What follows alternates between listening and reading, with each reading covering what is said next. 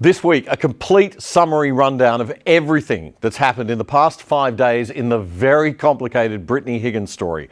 We'll bring you fully up to date, step by step from start to finish, and make it all as simple and clear as we possibly can. It's a story with more tentacles than an octopus convention, but it is interesting and it's important for every Aussie to understand.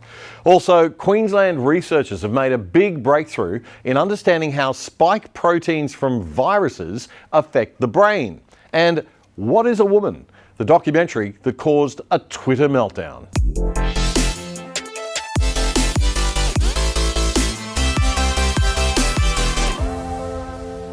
G'day and welcome to The Other Side Australia on ADH TV. I'm Damian Coory, and this is the show that aims to get you up to date on what you need to know about the week's news and commentary and present it to you from a different perspective to the old media. This is a show that's honest about its centre-right classical liberal bias and where we invite you to open your mind often and disagree occasionally. I'm Damian Coory, and this is episode 209 for the weekend commencing Friday, June 9, 2023.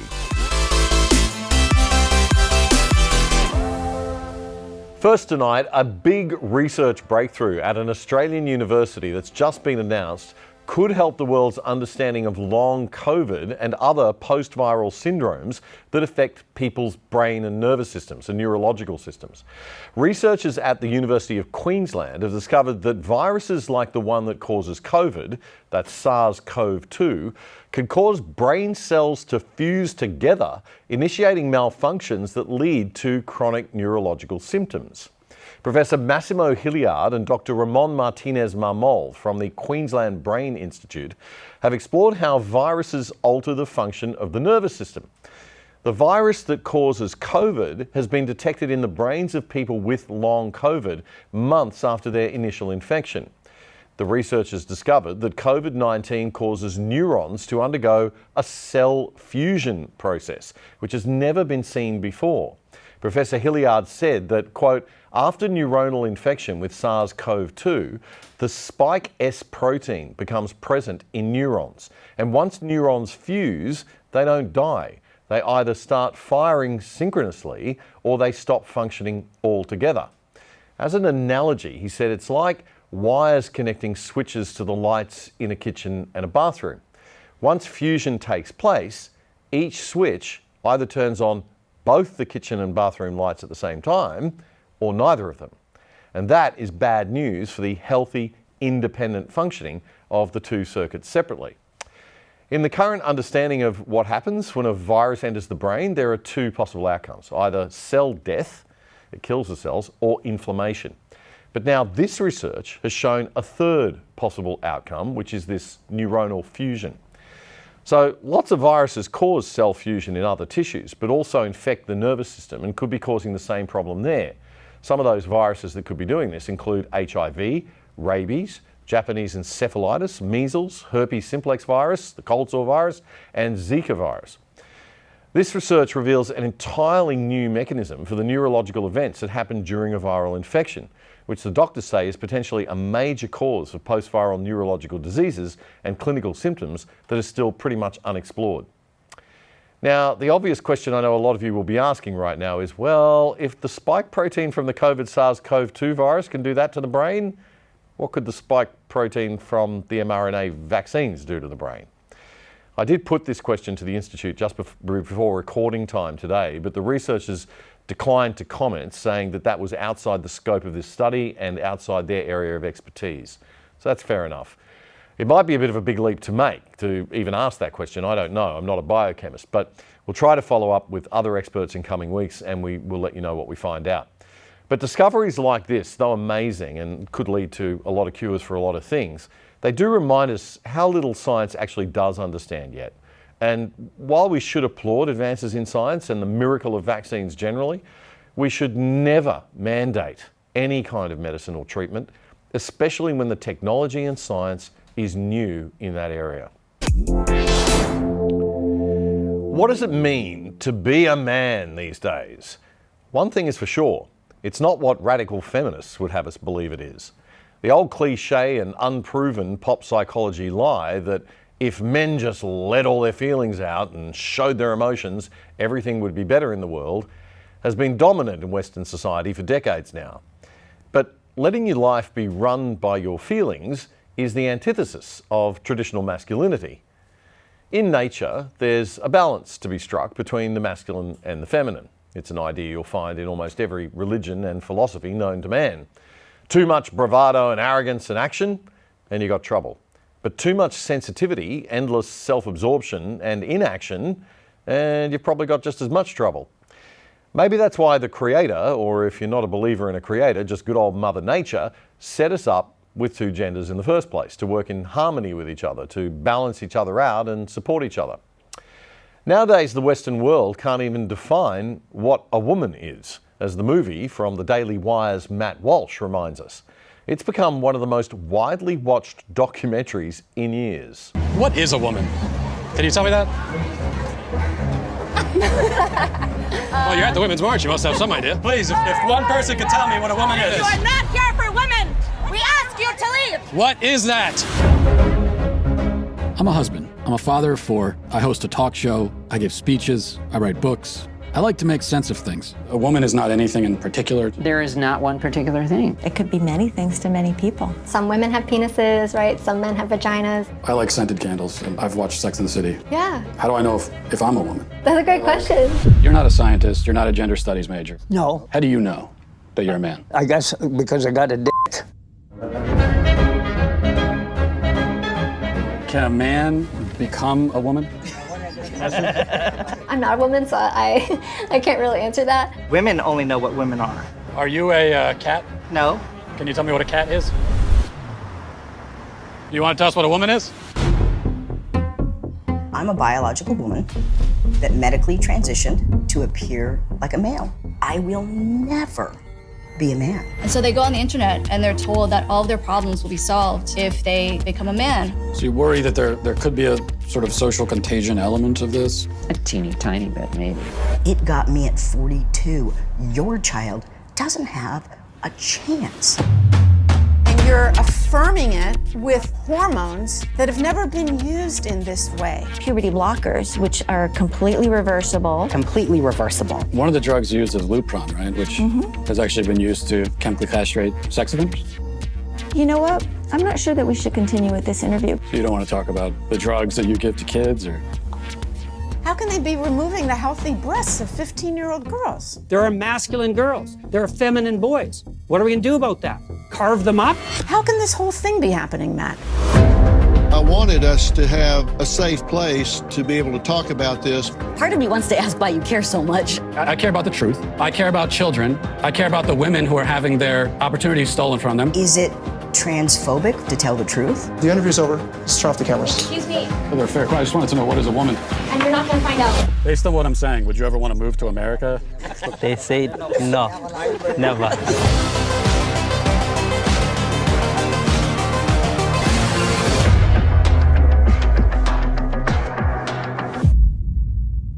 I hope you enjoyed it a little bit. We'll see when it comes out. That's the trailer for the Daily Wire's movie What is a Woman, which turned 1 year old this week. This should not be a controversial film. What should be controversial is the idea that men can be women. It's something that society should have the right to discuss and to debate. But that's not how our society works these days. Nowadays, we're told what to think by a small group of academic elites from university social science departments, and if we disagree with them, before we've had a chance to discuss and digest it all for ourselves, we are shamed and called narrow-minded, anti-intellectual, transphobic deplorables. So debate and discussion isn't allowed in the new world order of the social scientists. I wonder when we allowed these people to call themselves scientists. Anyway, films like What is a Woman, which do absolutely nothing more than ask a pretty basic and necessary question and explore it in an intelligent way, they have to be banned, they have to be cancelled, they have to be shut down. Once upon a time, we used to believe that if you needed to shut down an argument to keep your own argument alive, it meant your own argument must have some pretty massive holes in it and be very, very weak.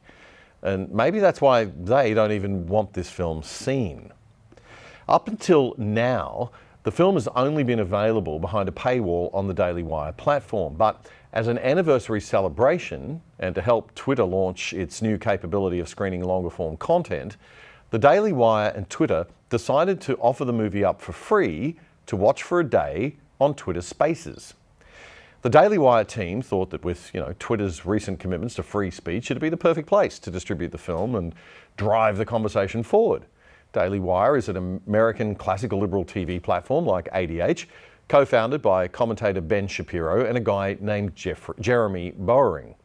Bowering says Twitter responded with enthusiasm to the idea, and that after the deal was signed, Twitter execs asked to see the film to better understand what parts might trigger users so they could better prepare their response. But then, once they saw the film, the deal fell apart. The Daily Wire still went ahead with screening the film for free, but the Twitter executives promised to not only not promote the film, but to restrict and limit its reach and to label it as hateful conduct. Now, this inspired Bowering to write a massive Twitter thread about the whole deal, saying, among other things, that, quote, Elon Musk is not beholden to conservatives and he has the right to run his business as he sees fit. But if Twitter is going to throttle one side of one of the most important debates facing society, it cannot claim to champion free speech. And then things got really interesting. Elon Musk stepped in and tweeted himself, promising that the problem would be, quote, fixed tomorrow. He said, consenting adults should do whatever makes them happy, provided it doesn't harm others, but a child isn't capable of consent, which is why we have laws protecting minors. And indeed, the following day, the problem was fixed. And Musk himself even promoted the film, saying every parent should watch this, in a tweet that got almost 100 million views. Talk about the Streisand effect. No doubt this added 1 million or 2 to the viewership numbers for the documentary. Musk himself has an estranged transgender child and tweeted, whether or not you agree with using someone's preferred pronouns, not doing so is at most rude and certainly breaks no laws. I should note that I do personally use someone's preferred pronouns, Musk said, just as I use someone's preferred name, simply from the standpoint of good manners. However, for the same reason, I object to rude behaviour, ostracism or threats of violence if the wrong pronoun or name is used. Good God, that sounds like common sense. We can't have that in the 2023 tech industry.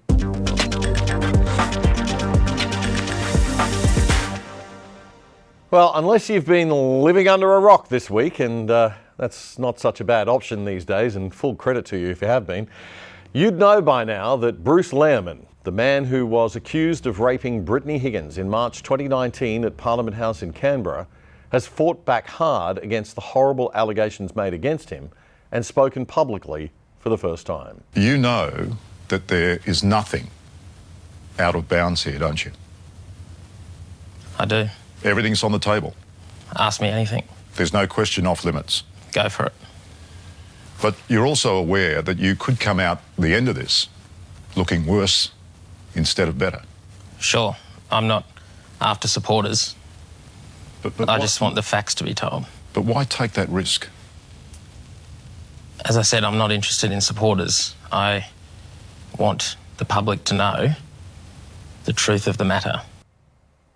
On Channel 7's Spotlight program Sunday night, we got to see the security video footage and audio that was shown to the jury in the aborted trial. We got to hear an audio recording of a pre-interview preparation meeting session that Lisa Wilkinson did with Brittany Higgins before they did the project interview that started it all.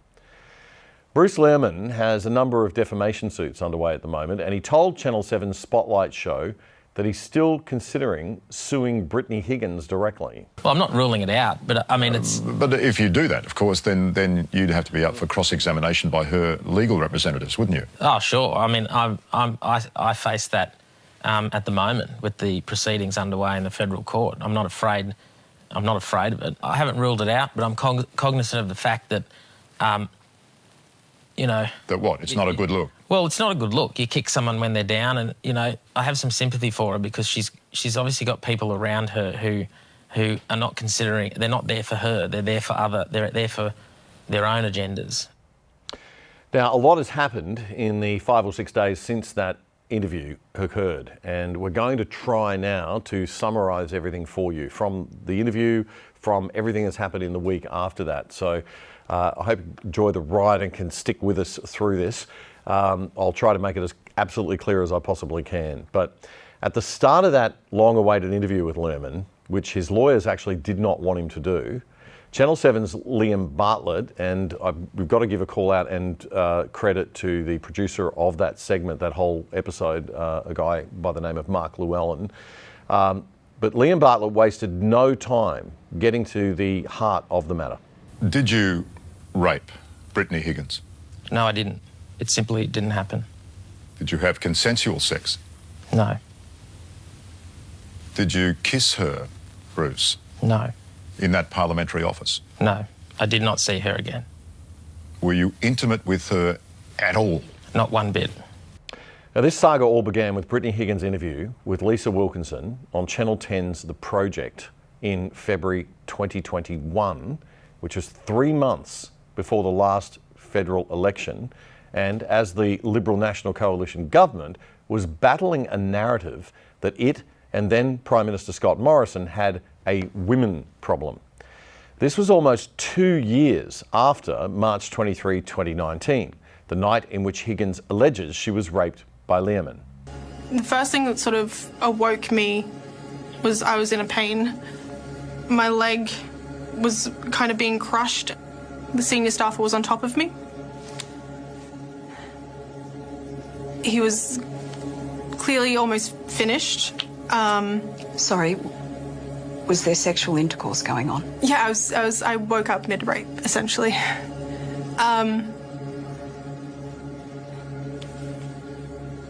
I don't know why I knew he was almost finished, but I felt like it had been going on for a while, or that he was almost done. He was sweaty. I couldn't get him off of me. At this point, I started crying. What did you say to him? I told him to stop. Did he? No. At the time, it sounded like a very convincing story. Anyone with an ounce of compassion would have been very concerned for Brittany's well-being and the trauma that she alleged. And the reality is, we may never know who is telling the truth. But the police and public prosecutors don't bring cases to court without lots of evidence and proof. And in this case, that seemed to be lacking. Even the police were unanimous that there wasn't enough evidence to bring the case to trial. Despite that, the ACT's Director of Public Prosecutions, Shane Drumgold, decided to go ahead. The tensions between Drumgold and the Australian Federal Police have been the focus of an inquiry in the ACT this past few weeks, which have seen Drumgold stand aside from his position. The public hearings in that inquiry finished last week, and we've reported it on this show for you over the past few weeks, and the final report will be handed down on July 31 from that inquiry. More on Drumgold in a moment. But one of the main pieces of evidence in the trial itself was a photo of a bruise that Brittany said she had on her right leg, caused by the weight of her attacker pinning her down. She mentioned it in the original Project interview. You have a photo that you took of a bruise that developed from that night. What does that photograph show? It's just essentially where his leg pinned me down. It's quite a large bruise, and it's just the weight, obviously, of his leg pinning me down. 40 seconds of an audio recording of a preparation meeting between Higgins and the Project's Lisa Wilkinson before their February 2021 interview was played at the trial. But the Spotlight show played a lot more of it. Also present at that lunch meeting were a producer and Higgins' boyfriend, the former journalist and political advisor David Shiraz. They discussed the photo of the bruise. So you took that when you were in the office, just when it happened, or a couple of days later? A couple of days off. When the bruise appeared? Yeah. It took a little bit. Well, it was fabricated. That's the only explanation, is that it was fabricated, or it's a bruise from much later. The photograph was furiously contested during Bruce Lehrmann's criminal trial last October, and under scrutiny, the reliability of the bruise as evidence began to fade. In 2 separate meetings, she had with the AFP in April 2019, Brittany Higgins failed to mention the bruise or the photo. Subsequent metadata analysis has been unable to pinpoint when the image was taken, but its existence can't be traced further back than January 2021, nor was it mentioned in any of Brittany's text messages until February 2021. Around the same time, she began meeting with journalists. It would appear that she's given that to the project to enhance the weaponisation of her sexual assault allegation. It's pretty sick. That recording of the almost 6-hour interview preparation meeting was damning to the journalistic integrity of Lisa Wilkinson, revealing her clearly coaching her interviewee and explicitly revealing her bias. Obviously, we're not stupid. We know that this sort of stuff's transactional. What are you getting out of it? What do you want out of it? No, I'm always about exactly the same thing, the inequality that exists out there, whether it's white privilege, whether it's male domination, whether it's, criminal activity that is suppressed. I'm a girl from the western suburbs of Sydney. I'll always be motivated by exactly the same thing. People who deserve to be heard, not being heard. How noble. They also discussed the timing of the interview's release in relation to the timing of Higgins' resignation from Parliament House. And, as the Sunrise program reported, they even discussed what politicians they could lobby. It was like a meeting for a PR campaign. Recordings of the pair, along with Brittany's partner David Shiraz and Wilkinson's producer Angus Llewellyn, revealed the group brainstormed which MPs would ask questions during question time about the alleged assault. MPs, that could fire questions in question time? We could find. Oh, certainly Albo. Yeah. Tanya Plibersek. Yeah. Definitely. Sunrise's Natalie Barr then asked Tanya Plibersek whether she had been approached by anyone related to the project to ask a question during question time. She gave a waffly politician answer, so Barr tried a second time. With respect, could you answer the question, were you approached by Lisa Wilkinson or her producer to raise Brittany Higgins' alleged assault in question time, Tanya? No, not by then, but I was in contact with Brittany to check on her welfare. I was very worried about her. I was very worried about her indeed. So were you approached by Brittany Higgins to raise questions about her alleged assault in question time? I checked on her. She didn't have to approach me. I checked on her. I wanted to make sure that she was going okay. And I was very worried about a woman young enough to be my daughter who made a very serious allegation about a very serious crime in Parliament House. But she's not answering the question, is she? But during that conversation, did Brittany Higgins approach you to fire questions in question time in the Australian Parliament? Nobody tells me what to ask in question time. Did she ask you? I reached out to check on her. She didn't reach out to me. And in that conversation, that you reached out, did she ask you to ask questions in Parliament about this topic? I don't recall anything like that. I don't recall anything like that. She's a very upset and fragile young woman that I was checking on. That's my involvement here. Okie dokie. National Party leader Barnaby Joyce then told Sunrise that he's not concerned about whether Tanya Plibersek was approached to ask questions. He says there's a much bigger question that needs answering by the Albanese government. I was just listening to what Tanya said then. I don't think that's a big issue. I think what is a much bigger issue is Katy Gallagher being the finance minister. If she was in correspondence with Brittany beforehand, I want to see all those emails, any of that correspondence, because Katy Gallagher was a finance minister that was responsible for the alleged $3 million payout. Now that is the part that concerns me, and we need to get to the bottom of that. That's an awful lot of money, and we've just got to make sure that this is completely and utterly transparent, because it's not our money, it's the taxpayers' money. Let's find out about it. Absolutely. And just when you thought things couldn't get any weirder, Natalie Barr asked the minister when she'd be watching the Spotlight program. I don't want to watch it, no. I don't want to don't want to platform Bruce Lehrmann, sorry. You're not interested in what went on behind the scenes, the allegations that your name is mentioned, footage that hadn't been seen before of the two of them walking into Parliament House? No, I don't need to see that. Just to get a fuller picture? No, I'm not deciding the case here. This has gone through the courts, and the result is as the result is, and it makes no difference whether I watch it or not. Wow. Okay. No need to want to more deeply understand one of the most important cases in our nation's legal history from a cultural and political standpoint.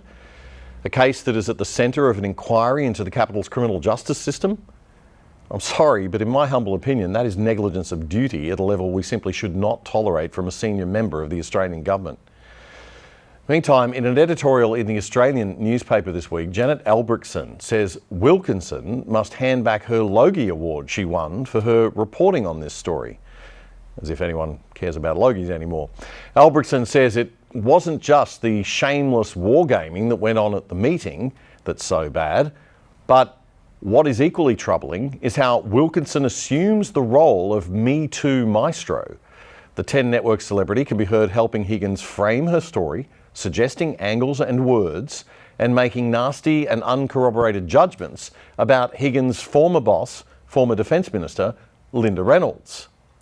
For example, Wilkinson prattles on about a Twitter spat she had with Reynolds. She searches for the exchange on her phone, reads it out, commends herself for recalling it. When Wilkinson described Reynolds as an idiot, the venom was palpable. Albrechtsen notes that Wilkinson says she doesn't want to put words in Higgins' mouth before suggesting what she could say. Speak about the culture, Wilkinson coaches Higgins. Enunciate the fact that this place is all about suppression of people's natural sense of justice. Because you see around you the way the place works. Albrechtsen writes, you might get sloshed if you downed a shot of vodka every time there was a word match between Wilkinson's off-camera suggestions and Higgins' eventual on-camera answers. Sadly, Wilkinson's approach to this interview was of the kind we see all too much these days, what I would call hatchet job journalism, working out who you think is guilty or what narrative you want to push, and then constructing the story backwards from there. And that's why on this show we make our bias clear. We're seeking the facts and truths as best we can prevent them, but we do acknowledge that, like everybody, we have a bias, and our bias is towards classical liberalism and slightly conservative ideas. It's when journalists present themselves as virtuous campaigners of the good, neutral presenters of the truth, while telling only one side of a story, that things become very worrying. Deliberate misrepresentation by what they leave out of the story. Now, when people questioned back in 2021 why Higgins had taken so long to come forward, like I did on this show, why she hadn't gone to the police but was happy to speak to national TV about her claim, we were shut down loudly by women's rights and Me Too activists who argued that Higgins had no reason to make such claims or put herself through so much trauma, therefore she must be telling the truth. Now, it's certainly true that the trauma of a final investigation, a trial rather, and an investigation often puts women off making complaints. And that is extremely unfortunate. But the solution isn't to just throw out the presumption of innocence, so critical to our legal system. The argument is often made by radical feminists for why we should believe all women and basically assume that men are always guilty in rape cases. So it's not surprising it was one of the questions that Channel 7's Liam Bartlett put to Lehrmann. If we are to believe you, you have been totally framed. It would appear that way. But if that's true, what is her motivation? What is this woman's motivation who's known you at that stage for 2, maybe 3 weeks, to tell criminal lies about you? In order to do what? I think that a white lie to save a job occurred, and tick, that happened, because she saw me getting the turf. And then she's come into contact with media elites that have sort of latched onto this, given the environment at the time in 2021, to weaponise it and advance a movement, really. Lehrmann said he thought that was the motivation for the people around Higgins, but the motivation for Higgins herself was simpler. And she thought she was also going to get fired. Yep. It's pretty clear. Well, it's not clear. That's why I'm asking you. Well, the first meeting with Fiona Brown, I'm given the turf.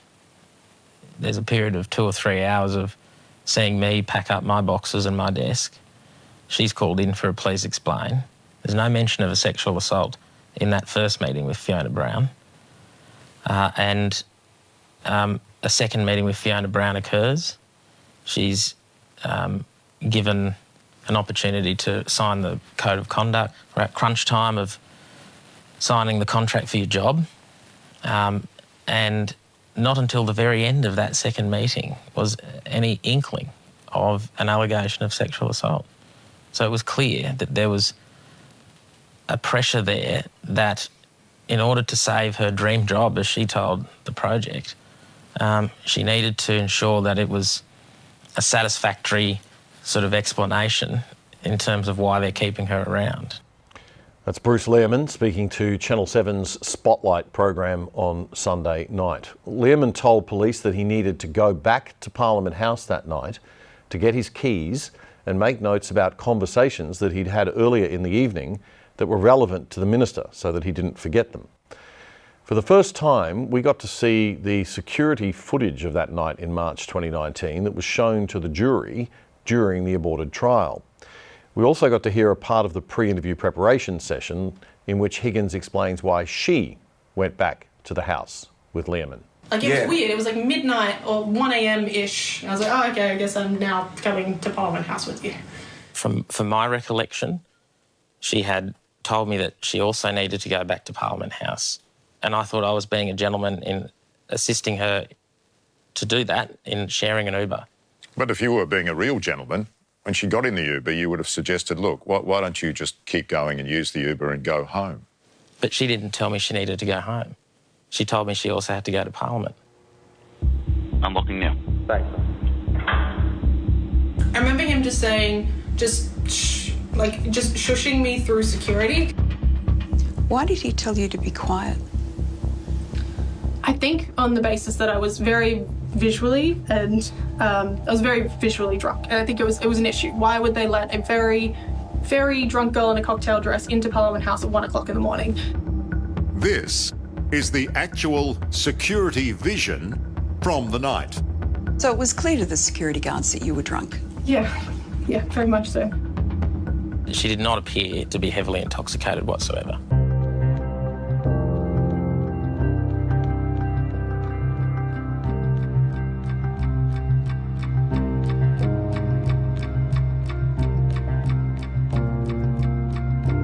At 1:47 a.m, they were escorted to the lift that would take them to Minister Reynolds' office.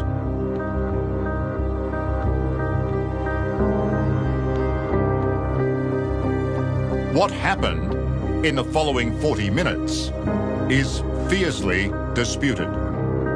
But what we do know is that video captures Lehrmann leaving Parliament House just after 2:30 a.m. Lehrmann then tells Channel 7 that he got out of the lift and went in one direction to his desk in one corner of the floor, while Higgins went in the opposite direction to the minister's office, and that after that he never saw her or heard her again that evening. At 4:15 a.m, Brittany Higgins was spotted by a security guard lying naked face up on the couch in the minister's office. The Spotlight show played audio of the security guards. Yeah, it's a delicate situation. That's why I was inquiring. In what way? Yeah, apparently there's a staffer sleeping in there. There's a staffer sleeping in there? Yeah. Is that what night shifts reported? Yeah. We've been given strict instructions that staff aren't allowed to sleep in the suites. Yeah, like I said, it was a delicate situation that was reported to me, so I just wanted to double check. Go in, mate, do a welfare check. Go for it. Yeah, I'll need a female officer. Oh, is there a female in there? Yeah. We're just never going to know, perhaps.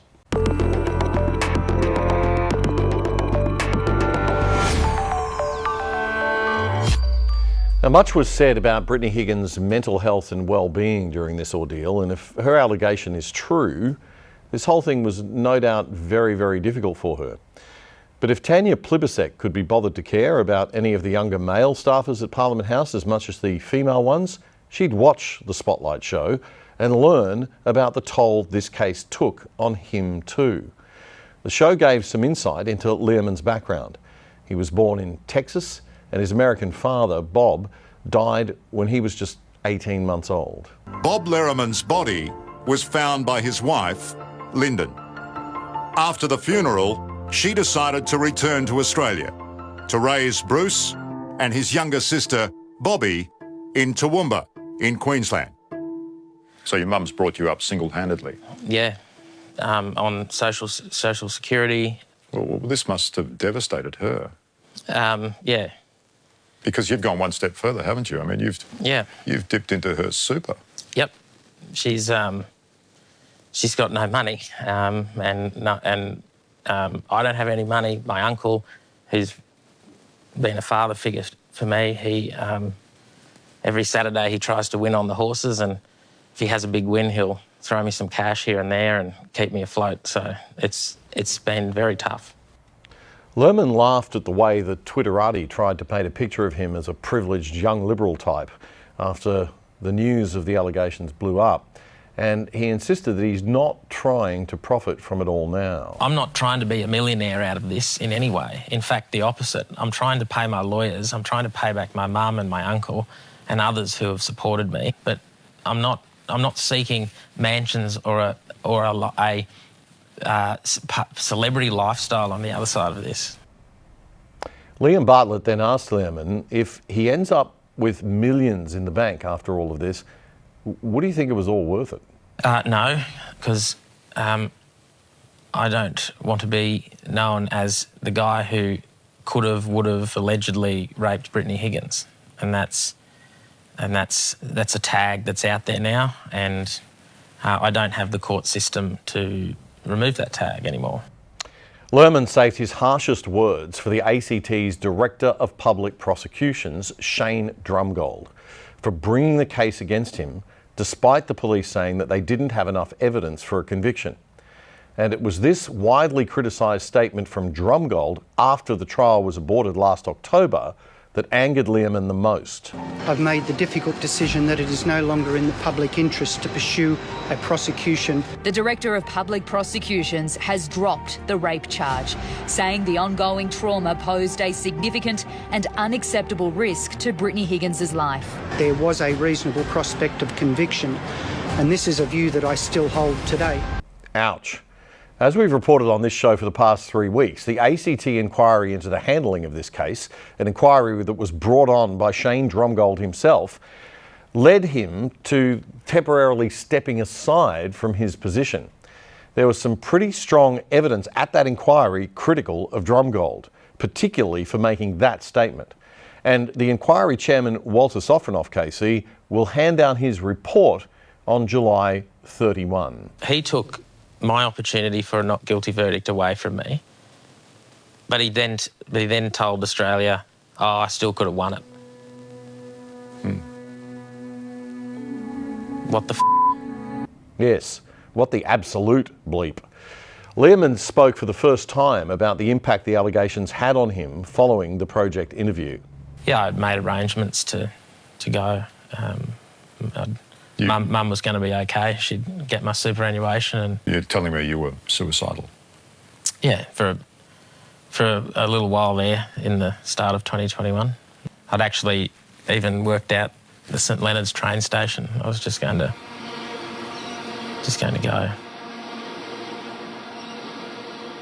I ended up taking myself to Royal North Shore Hospital, and that sort of began a period of just sort of strengthening my mind that there is a light at the end of this. So you sought some clinical help. Yeah, I just thought that's a pretty weak way to go. I think I should have a stab at trying to fight this. It set off a sort of a 2 or 3 week period of certainly touch and go. I was then in a clinic for a couple of weeks, and my lawyers were Rick Corn and John Corn, his father. He's been an absolute godsend. He just wanted me to get mentally strong. That was the focus. Don't let them handle all the crap, and you just get mentally strong. It seems Lehrmann did get strong. He told Channel 7's Spotlight program that it was after this period in hospital that he went to the police to make his statement, and he chose to do so, surprisingly, without a lawyer present. That's highly risky. Why did you choose to do that? Because I hadn't had sex with her. Not only that, I hadn't had any sexual activity of any kind with her. So John Corn said, go in and say that. That's the truth. And I had nothing to hide. One thing we all have to consider as Aussies is just how fast we jump to conclusions in cases like this. There have been a couple of Hollywood movies made about this tendency of ours. One of them was Evil Angels, or A Cry in the Dark, about the Azaria Chamberlain disappearance. The timing of Brittany's interview, just 3 months before the federal election, the absolute certainty that so many had of her victimhood and of Lehrmann's guilt, proved once and for all that the presumption of innocence in sex crime cases in Australia is all but lost, and we need to regain it. We have a real dislike of simply not being able to know what happened. We can't accept that sometimes we just can't know and will never know.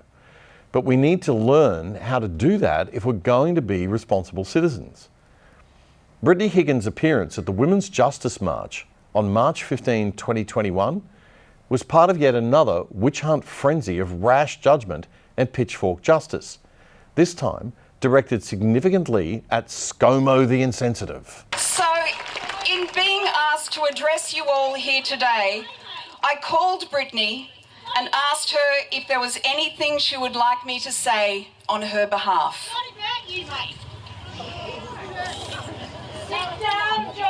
And her immediate answer was yes. But yesterday, Brittany decided not to have me read the words. Instead, Brittany wanted to say those words herself.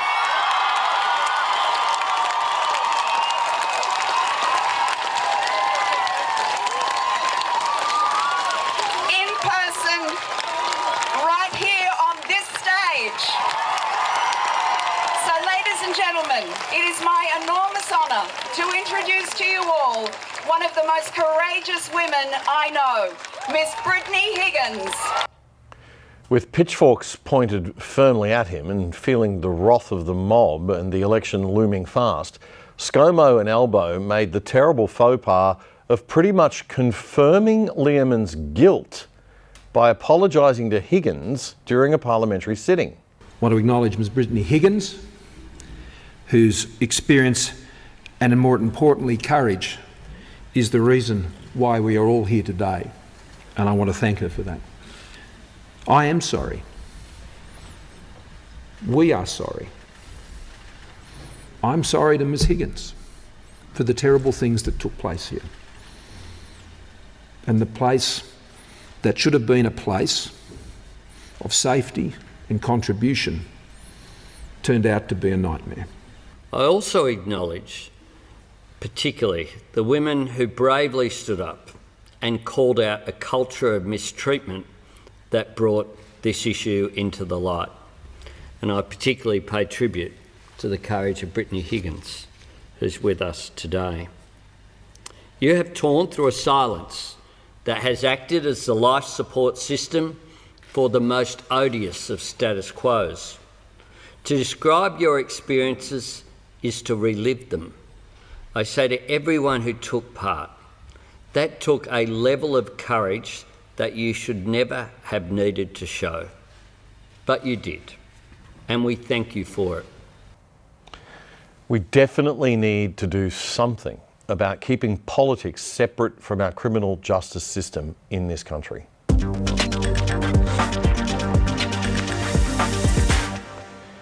Now, this story has more tentacles than the love child of an octopus and a kraken. The political scandal surrounding the multi-million-dollar payout to Brittany Higgins is just heating up. Linda Reynolds, the former minister at the centre of the scandal, who spoke exclusively to The Australian this week, accusing her political opponents of a hit job, she says media identities ruthlessly exploited her young staffer for political and personal gain. So much has been said about this political hit job on myself and the government. I think it's important for me to tell my story. At the time, there was never an allegation of rape by Ms Higgins. However, through my discussions with my chief of staff and then subsequently with me, we could see she was distressed, which is why that first time I met with her, I suggested she talk to the AFP because they were in the building and they were better placed to have sensitive discussions. So despite the fact that she never, ever said to me she thought she'd been raped, clearly at some point it became clear she thought there'd been some sort of sexual activity. And as her boss, I was not well equipped to have that discussion with her. The attack by Labor on me in the Senate, their behaviour would be illegal in any other workplace in this country. I was accused of covering up a rape day after day after day after day. They were asking me questions that legally and ethically I knew I couldn't and I shouldn't answer. Reynolds says Higgins' allegation of rape should never have been politicised and turned into a political weapon. It's just not right. And every Australian should really think about the issue. What do they want from their politicians? Having supported friends and family who have been raped, I was very, very well aware that agency is critical. And having a victim or an alleged victim to determine their own future, to determine who they tell, to determine what course of action they take, and then to support their decision is critically important. As I said many, many times in the Senate, I respected her agency and it was her story to tell, and she was. Now, just because it didn't match with my recollection of events and my story, it doesn't invalidate her right and to tell her story, which she has. That's the former Morrison government Defence Minister, Linda Reynolds, in an exclusive interview with the Australian newspaper this week.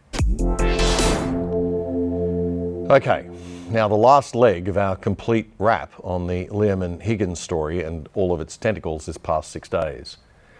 On Thursday morning, the Australian newspaper revealed a whole bunch of text messages that they got a hold of.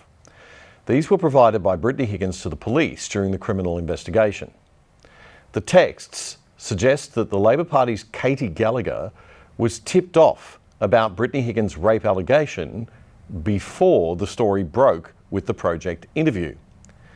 Katy Gallagher is currently Australia's Finance Minister. She's a very senior Labor person. She used to be the Chief Minister of the Australian Capital Territory's Territory Government. And then she went into federal politics as a senator. And she was a very senior opposition MP before they won government last year and she became Albo's Finance Minister. Now, given what we just saw in that pre-interview preparation meeting with the Project people, Brittany and her boyfriend, David Shiraz, who used to be a SBS TV reporter, were already talking about contacting political friendlies to help them out, and Katy Gallagher was discussed as one of those friendlies. The text messages published in The Australian on Thursday morning revealed that Shiraz said he had contacted Senator Gallagher and that they were in touch before the Project interview aired and the story broke. In the text from Shiraz to Higgins, he says Gallagher was, quote, angry and wants to help, unquote. He also said, quote, Katy is going to come to me with some questions you need to prepare for. She's really invested now, ha ha, unquote. There are two issues here. The first is that Katy Gallagher previously said things suggesting that she didn't know anything beforehand, and that would mean that maybe she lied to Parliament. The second issue is to what extent Katy Gallagher was involved in the signing off of the multi-million-dollar payout to Brittany Higgins to settle the lawsuit brought against the Commonwealth by her. Attorney General Mark Dreyfus said on Thursday that he is the one who signed off the Higgins payment, and there is nothing improper about it. He says he made the decision in accordance with the Legal Services direction, and the Finance Minister had no part to play in it. Anyway, back to who knew what when and how involved they were. The Australian newspaper says pressure is mounting for Anthony Albanese and key ministers in his government to disclose whether they had any involvement in helping Brittany Higgins pursue her rape allegation against Bruce Lehrmann. Back in a Senate committee hearing in June 2021, Senator Katy Gallagher seemed very offended and shocked when Brittany's boss, Linda Reynolds, suggested that she'd been warned by another Labor senator that Gallagher knew about the rape allegation long before the project aired. Senator Gallagher, that was beneath you. Well, don't give me a lesson in that, Senator Gallagher. Please don't accuse me of. Please don't give me a lesson in I'm going ethics. to go now. I know where this started. I'm now going to go to Senator Sheldon and give him the call to return to his questioning. I beg your pardon? No, Chair. Order. No, Chair. She's just made an invitation on the Hansard. We'd like to understand what she's just said. You said I know where this started. I know where this started. What do you mean? Senator Wong, I really don't think we should be doing this here, but if you want me to do that. Yes, I think... I was told by one of your senators 2 weeks before about what you were intending to do with the story in my office, 2 weeks before. I had no knowledge of this. No one had any knowledge. Okay. I had no knowledge of this. How dare you? Order. Now we will move. It's all about protecting yourself. We may suspend if we're going to continue down this path. Katy Gallagher is outraged there. According to The Australian, the texts also reveal Mr Shiraz's fury towards former Prime Minister Scott Morrison, at one point admitting, quote, "I still hate the sea." Ms Higgins says, "He's about to be effed over. Just wait, we've got him." We need a full inquiry into all of this. This is serious stuff. It could have affected so many people's lives and all turned out very differently. And who knows what effect it had on last year's election result. Linda Reynolds is referring the payout matter to the new National Anti-Corruption Commission. That's the federal ICAC that Labor and the Greens had been screaming for. Well, now we've got one. It starts on July the 1st, by the way. But it'll be totally up to that body whether or not the payment to Brittany is examined. It probably will be. But I think all this is worthy of a real full Royal Commission with very broad terms. I mean, I hate setting up commissions of inquiry and creating more bureaucracy, but I think we really need one, and its scope should cover everything, including what the Sofronoff inquiry into the ACT police and DPP's handling of the rape case was, and covering all the media and political manoeuvring and PR manoeuvring around this. Opposition leader Peter Dutton has gone on the attack, saying there's been a lot of, quote, duplicity and trickery behind the scenes in regard to Labor ministers' involvement with Brittany Higgins. He said, quote, "You have tape recordings, you have text messages, you have other details being discovered, and it doesn't accord with the public accounts of some senior members of the Albanese government." Dutton called on the Prime Minister to be honest and to, quote, "fully disclose his involvement and Katy Gallagher as the Finance Minister, her role in signing off on ex gratia payments. All of that should be fully known to the Australian public," Mr Dutton said. "We're talking about senior ministers of government potentially having conspired or at least having collaborated with individuals, and a lot of that needs to be explained," unquote. It sure does.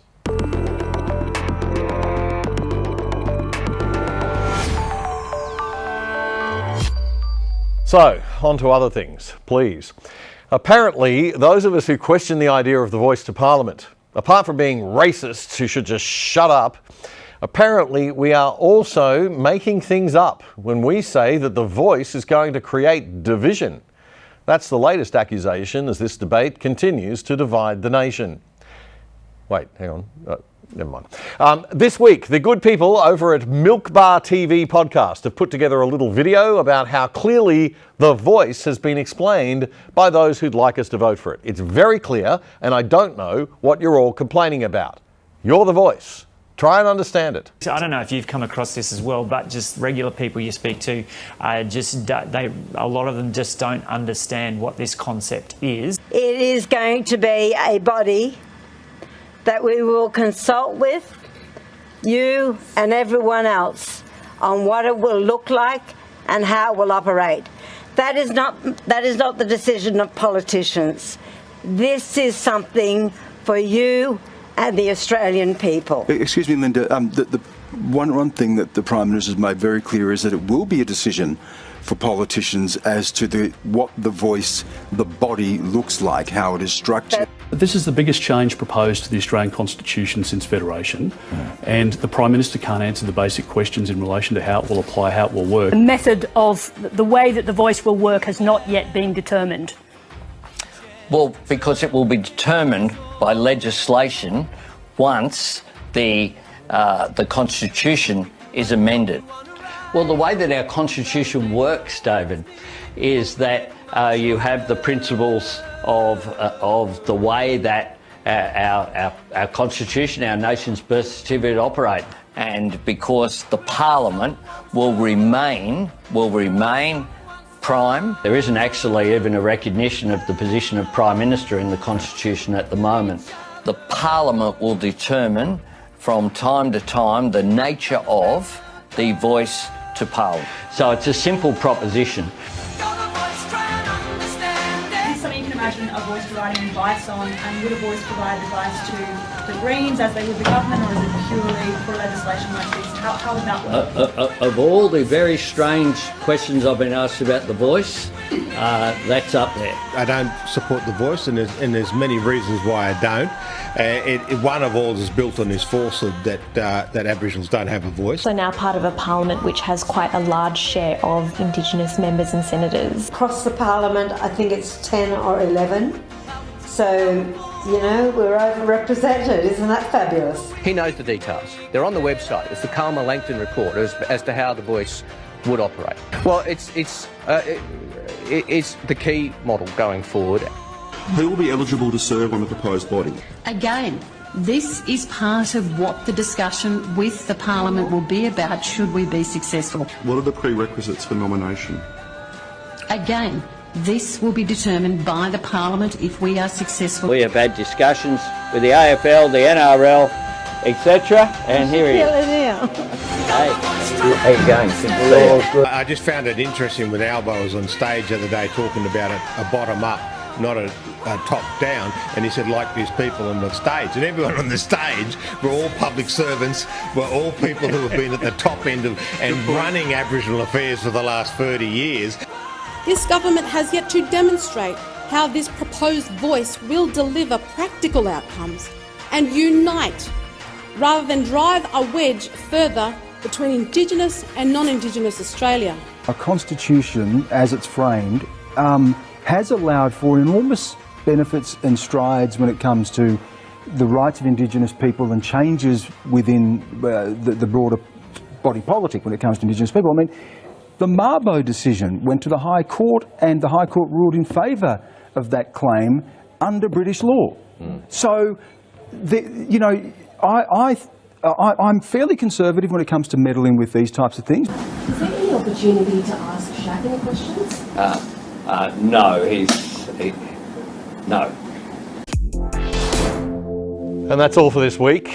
Thank God we do the show on a Friday, because I need a whiskey. We'll catch you next Friday for The Other Side Australia. And on Tuesday night, do remember The Other Side interviews, streaming at 6 p.m. on ADH and available on demand anytime thereafter, as always. Now, this Tuesday, we have a very special guest, the CEO and founder of Freelancer.com, Matt Barry. He's the Australian behind the global company, and his warning to all of us that we have to change our ways as a country, or we're going to be heading for a pretty troubling future, is the focus of our interview. It's not to be missed.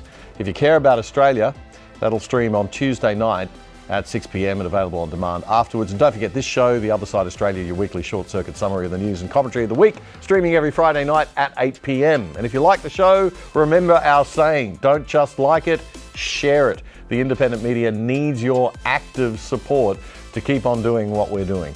So have a great week, and we'll catch you soon.